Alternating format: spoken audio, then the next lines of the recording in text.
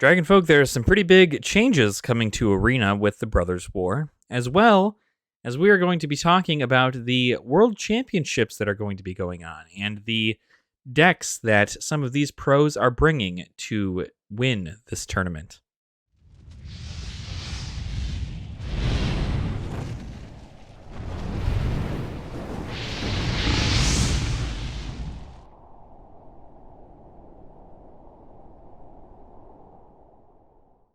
Welcome on in, Dragonfolk.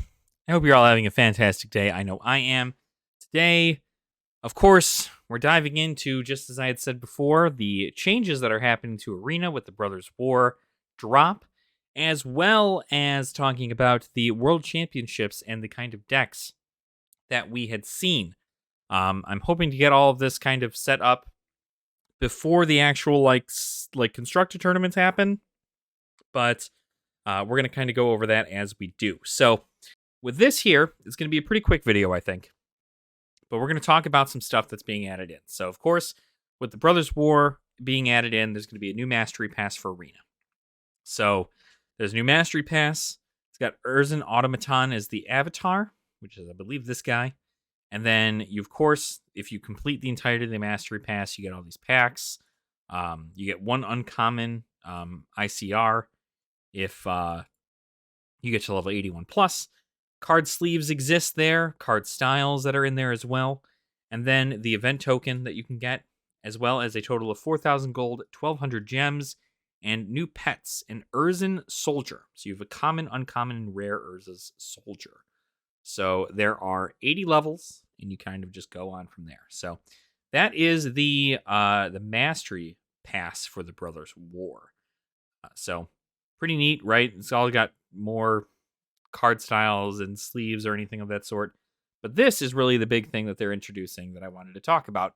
The golden packs. So Arena has been having an issue with its card economy for a while. A lot of people have complained about there not being a dusting mechanic, or there not being a way for you to get rare cards enough or to get mythic cards enough, that you essentially have to, you're almost forced to buy some digital product in order for you to get these cards faster, yada, yada, right? Of course, as long as you just follow the rules and you win 4 games a day and you complete your quest, you should be able to get yourself started with drafts. You should be able to get yourself in there and really make a big difference and pretty much play MTG Arena for free. A lot of people collect sets through drafts, as well as just doing regular like ladder climbing and so on and so forth. So keep that in mind. It's definitely as free to play as Magic the Gathering gets, but they are introducing these MTG Arena golden packs. They're introducing these golden packs because there's a lot of commotion with this. A golden pack contains 6 cards, all of which are rare or mythic rare from a standard legal set and have duplicate protection. At least one card will be mythic rare, and each other card has an independent chance of being mythic rare approximately 1 in 8 times. At least 2 cards will be from the latest standard legal set, currently the Brothers War. Golden packs will not have cards replaced with wild cards, and do not affect the odds of packs opened later containing wild cards. However, opening golden packs does advance your wild card track. If you would receive a card, but you have 4 copies of all cards of that rarity from the standard legal set, you will instead receive a card from another standard legal set. Only when you have 4 copies of all cards of that rarity from each set in standard will cards be replaced by gems. So this is essentially your way to actually collect a lot of standards rare and mythic rare cards. Genuinely a very, very good update. I like the fact that there is duplicate protection for these, because you absolutely are going to need that. The fact that you can pull the same rare 8 times in a booster pack, or in different booster packs, like 8 times, and have it just count towards your vault, doesn't do much for you, considering it's like 0.5% or something, or 0.03% or something. It's not enough for it to make a huge difference. But with this, you're at least guaranteed that these mythics and these rares are going to be brought to you. They are only standard legal, so unfortunately you can't do anything with those that are in the previous sets, but because these do track your wildcard progress, you're now able to spend your wildcards on older set stuff, which is really cool. How to get golden packs. Each The Brothers War pack purchased from MTG Arena Store progresses your golden pack meter one step. The meter does not advance when packs are acquired through means other than pack purchases. When all 10 steps of the meter are filled, it resets, and a golden pack is added to your collection, which you can open on the packs scene. If you purchase a pack bundle that contains more packs than steps left in your golden pack meter, it will continue to progress after it has reset with the remaining number of packs in the bundle. For instance, if you have 5 steps already filled in your meter and you buy a bundle containing 10 The Brothers War packs, your golden meter will fill, reset, and then fill 5 more steps. So every pack of the Brothers War that you purchase on the Arena Store, with gold or with gems, will get you 1 point towards this golden pack meter. And then what happens is after 10 packs have been purchased, you then get a golden pack. And that's how you're going to kind of escalate yourself through this mythic. So a lot of people are going to be buying up a lot of Brothers War packs. It's probably going to be one of the most completed sets currently for most people, just because that is going to be a great entry point for a lot of people to get into Standard by having all of these rares and mythics just thrown at them, essentially. So, and not to mention the fact that after a while they do get brought in with gems too. So it all kind of works out. This is a nice way for you to gather gems as well, passively. So definitely something to check out.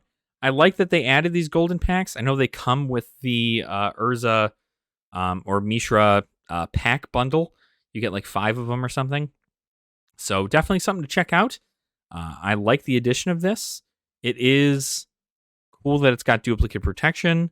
It's cool that you have to open Brothers War packs for this. You can't get them by opening them through the Mastery Pass, though. So unfortunately, the Mastery Pass ones are not going to count towards this. But you get 1,000 gold a day if you do your quest and you do 4 wins on your every single day in Magic the Gathering. You get enough gold for 1 pack, and you can use that towards your next purchase of a pack, so on and so forth. So that is the golden packs. So now we're going to go ahead and talk about what is in store for the tournaments, right? For the World Championships. So for those of you who don't know, right, the World Championships are happening at Vegas right now. I'm pretty sure by the time this goes live, we'll probably be doing they'll probably be doing the Dominaria United draft portion of the World Championships. Essentially, how this works is there's going to be 3 different events: a Dominaria United draft, a standard constructed tournament, and an Explorer constructed tournament.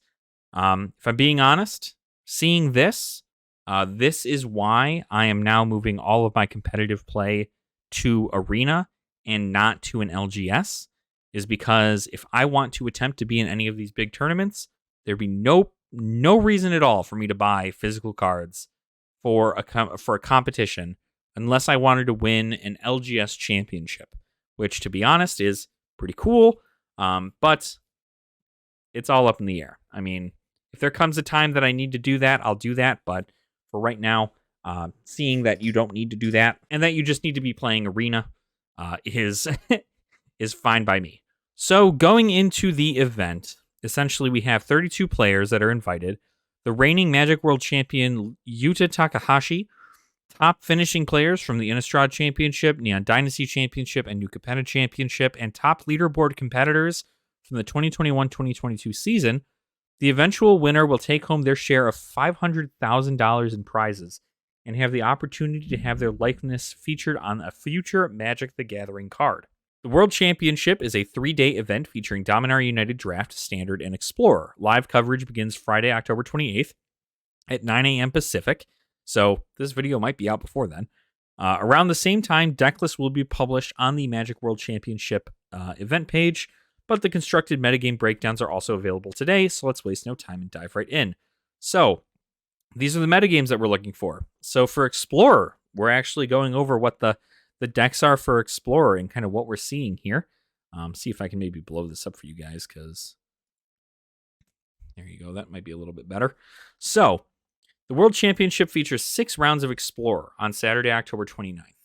Explorer, introduced in April 2022, is a true-to-paper format that features all Pioneer legal cards on MTG Arena. Over time, all the Pioneer cards that matter will be added to MTG Arena, but at the moment, the formats and their metagames differ.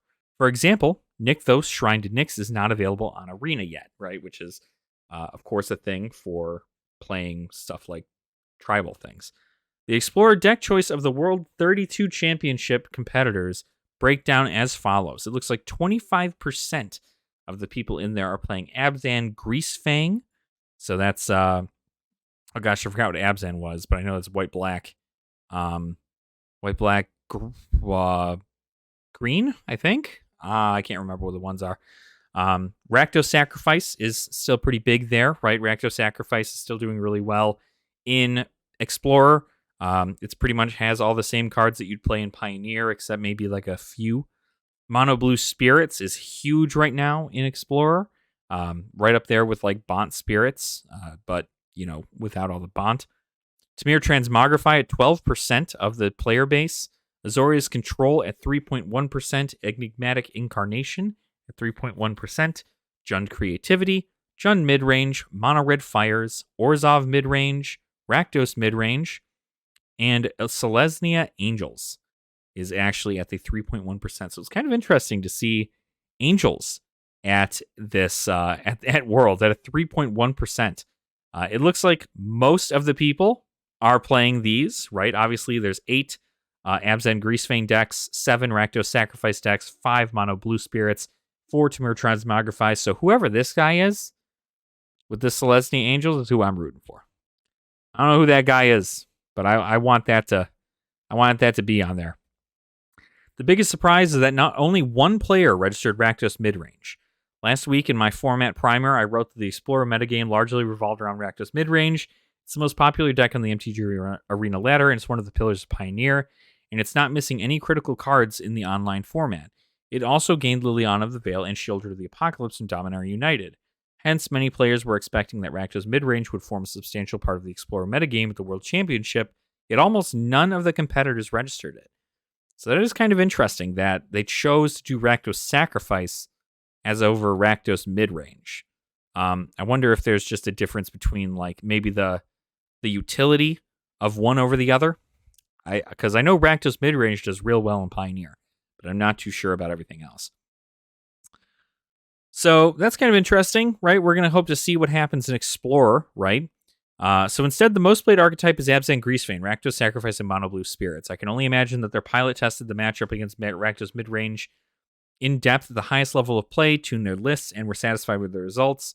Indeed, Rakdos Midrange players may struggle against Parhelion 2 or Sky Sovereign console flagship, have trouble answering Witch's Oven loops, and may see their removal countered by Rattle Chains or Spell Pierce, especially when top players are keenly aware of the available instance of Rakdos Midrange and are adept to sequencing their spells around them.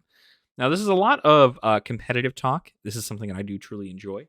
So if you guys also enjoy the competitive scene, leave a comment down below that says hashtag kick some butt, because I would love to hear from you guys. I don't want to be the only competitive player on YouTube. Although Rakdos Midrange can theoretically fix all problems after sideboard, there are only 15 slots. The linear strategies in Explorer are as powerful as they are diverse, and it's easy to go over the top of Rakdos Midrange. World Championship competitors flock to a variety of synergy-driven archetypes, and the resulting metagame is different than what many were expecting. Even Tamir Transmogrify, which hadn't been a popular choice recently, is a major surprise. These deck choices made by the very best in the game may have ripple effects not only on the Explorer metagame, but also at the Pioneer metagame going forward. All 32 Explorer deck lists will be published on the Magic World Championship event page on Friday, October 28th. But in more broad strokes, let me give a short summary of each archetype below. Oh, neat. Okay, so that's kind of neat. I'm happy that they kind of give you an idea of what each one does. Abzan Greasefang. The dream for this combo is to put out Parhelion 2 into the graveyard on turn 2 and to crew it with Greasefang Okiba Boss on turn 3. Self-mill effects like Witherbloom Command or Grizzly Salvage set up your graveyard and increase consistency. Parhelion 2 also obviously you're going to want this to go in the grave, right? And then Greasefang, right, to essentially return target vehicle card from your graveyard to the battlefield, and it gains haste. And then you return to your owner's hand. You use this as an ability. Whenever it attacks, create 2 4/4 white angel creature tokens with flying and vigilance that are attacking. It's just kind of generally insane. Witherbloom Command, it is black. So white, blue, or white, black, green is Abzan. Grizzly Salvage, right? Stuff to get stuff to the graveyard. So that's an interesting concept. Rakdos Sacrifice, I think most of us know what Rakdos Sacrifice does. Mayhem Devils, Cauldron Familiars, Witches Ovens. You essentially, quite literally, you can take your opponent's creatures, sacrifice them for, profit, essentially. You also are going to be sacrificing your own stuff, like food tokens, as well as treasure tokens, and that is going to allow Mayhem Devil to do a bunch of damage to you. Mono Blue Spirits, the cool thing about Mono Blue Spirits is that most of them have flash, so you pretty much get to play all of your creatures on your opponent's turn, which is really, really good. It's also mono blue, so that's really powerful. Really can't say anything against that. Tamir Transmogrify, the only creature card in this deck is Titan of Industry. So when Transmogrify or Luca Coppercoat Outcast targets a creature token, say a token created by Careful Cultivation or Shark Typhoon, then you're guaranteed to put Titan of Industry onto the battlefield. Okay. Exile target creature. That creature's controller reveals cards from the top of their library until they reveal a creature card. That player puts that card into the battlefield and shuffles the rest of the library. Interesting. Okay, so it's just... Titan of Industry is a really good card. I think it's still going for a pretty heavy price. Titan of Industry is good. Jund Creativity. The deck also plans to cheat out Titan of Industry, yet it uses Indomitable Creativity rather than Transmogrify. Indomitable Creativity is more demanding on the mana base, but when targeting multiple tokens, say the ones created by Big Score or Fable of the Mirror Breaker, you can hit multiple Titans. The black splash is for cheap interactive spells. Selesnya Angels. The Angel Tribe is enabled by Bishop of Wings and Gyada, Font of Hope, Righteous Valkyrie, and Resplendent Angel. Have the right creature type, and they are supported by a suite of life gain creatures. I'm really curious to see how Selesnya Angel does. Because I love playing Angels, and I didn't think I'd see Angels in Worlds at all. And here they are. Azorius Control. Deck says no to creatures with Supreme Verdict, no to spells with Absorb, and no to permanents with Leyline Binding and Temporary Lockdown. Enchantments are new Dominaria United standouts. Eventually, a Planeswalker like Teferi Hero Dominaria will win the game. Rakdos Midrange, of course, is much like Rakdos Sacrifice, except you got some more removal in there. Jund Midrange is the same as Rakdos Midrange, except for, green.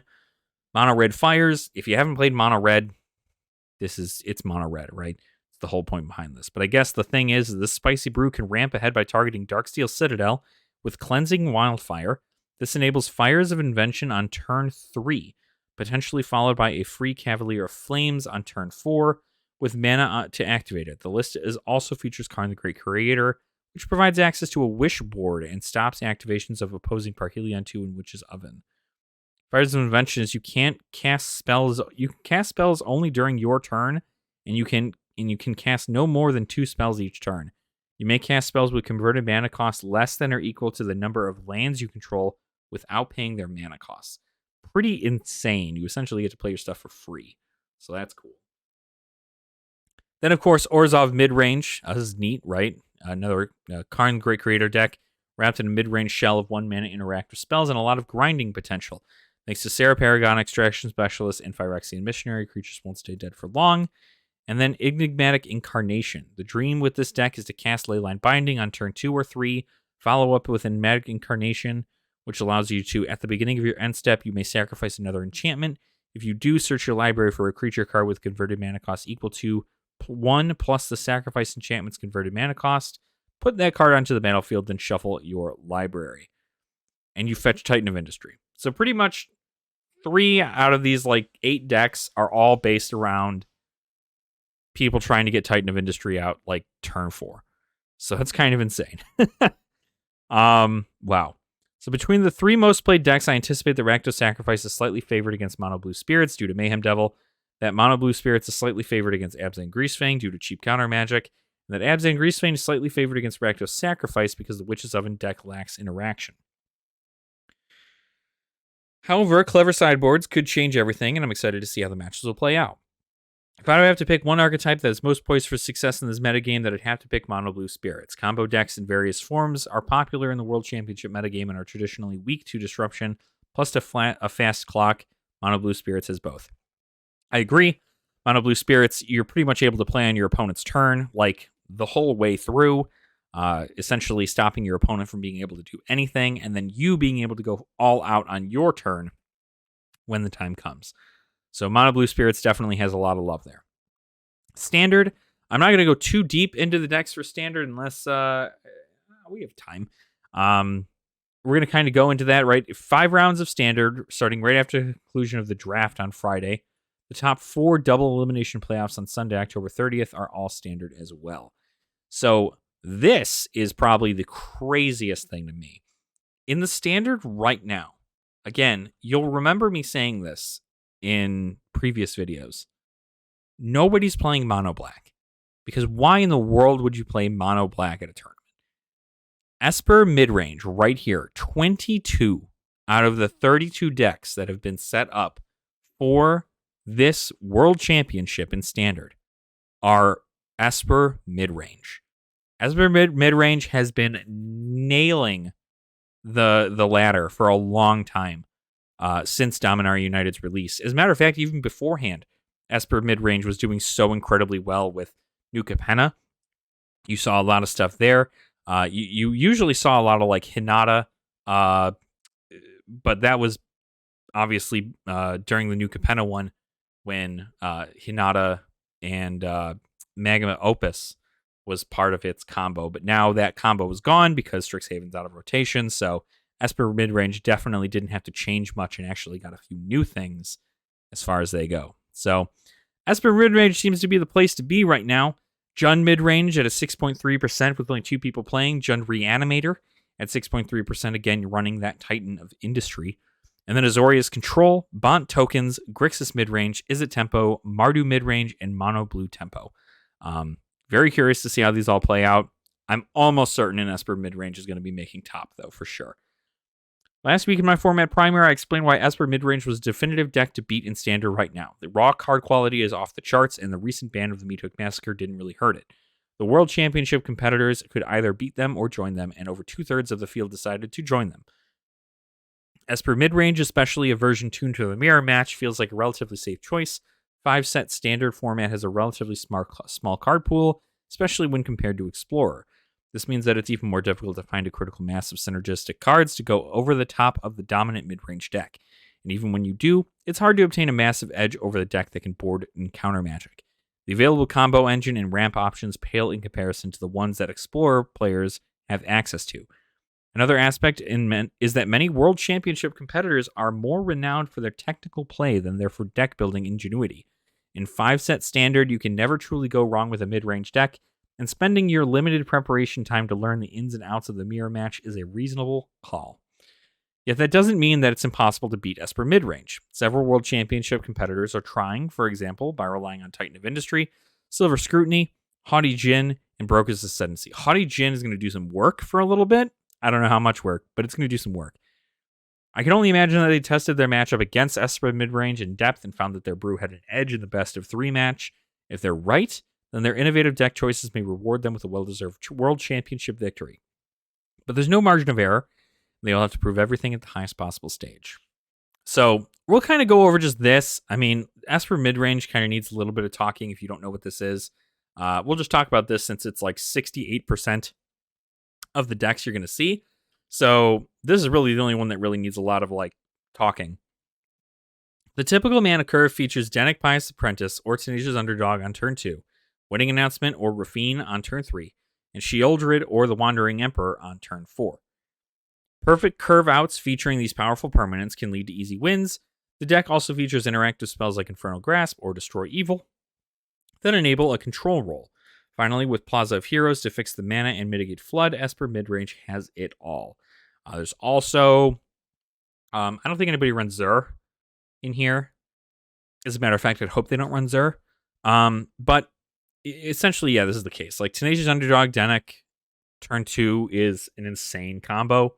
Having Wandering Emperor out stops people from wanting to attack, because if they have to tap, you're going to run into that a lot. Jund midrange is big on tapping things and attacking, so you're not going to see a lot of vigilance there. Reanimator with the same way. There's just not a whole lot going on with all those other ones. In Standard, it's Esper midrange against the World. The Shirley was clear to the World Championship competitors beforehand. They had all the incentives in the world to find a way to beat Esper midrange. Given that 10 players submitted a non-Esper deck, and assuming they didn't make a mistake or decided to take a huge metagame gamble, they must believe that they had a good matchup against Esper. I'm excited to see if they are right, and if any of them would hoist the trophy at the end. If I were to pick one non-Esper archetype that's most poised for success in the metagame, I'd pick Jund Reanimator. As a turn 5 Titan of Industry seems like a powerful way to go over the top of Esper midrange. At the same time, Denek Pious Apprentice stops the third chapter of Cruelty of Gix, and Make Disappear stops a 7-mana Titan of Industry from resolving, so Esper midrange might also emerge triumphant in that matchup. Yeah, that's kind of crazy, right? It's, yeah. The fact that this just runs, Denek just ruins Reanimators, insane. But I think that is pretty much it for this. So, obviously, there's going to be a draft that is going on for a tournament as well. I don't know if you have to beat 2 out of 3, or if you just get a world championship for each individual thing. But I'm curious to see what's going to happen. I'm most excited to watch the Explorer tournament, but of course, seeing Esper do what Esper does, I imagine our top 4 in the decks are going to be Esper. But of course, bad hands can happen, right? Shuffler could be broken, so on and so forth. Esper may not make it to top 4, or at least not all of them. But we'll see what happens when we watch the tournament. But anyway, that is all for the news there for Arena. I kind of blended it in with the Arena news as well as with this, because this is going to be done on Arena. So tying it all kind of together in a nice little bow. But let me know what you guys think about the competitive scene for the World Championships. What are you rooting for? What are you hoping to see? And also let me know what you guys think about those golden packs for Arena. That's kind of a neat little thing, so I'm excited to see that. But until then, make sure to like the video and subscribe to the channel as well if you have not already. You can also check the description for a Patreon link if you are wishing to support the channel in a more monetary way, but it is not necessary. I will also leave the articles in the description as well, in case you wanted to read over them yourself.